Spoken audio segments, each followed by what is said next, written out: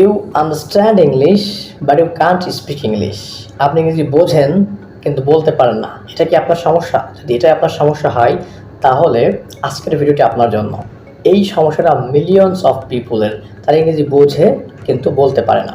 So কেন এটা হয় সেটা আজকে আমি আলোচনা করব।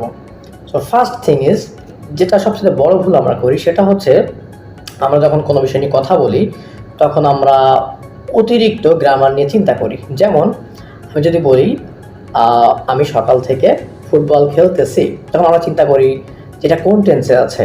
আমি সকাল থেকে ফুটবল খেলতেছি, এটা কোন টেন্স? আমরা যখন ভাবি এটা কোন টেন্সে আছে, এটা হচ্ছে প্রেজেন্ট পারফেক্ট কন্টিনিউয়াস টেন্স। তারপরে ভাবি এর গঠন কি, subject plus have has plus been plus ভার্বের আইএনজি, এভাবে চিন্তা করি। তারপরে মিলাই, I have been playing football since morning.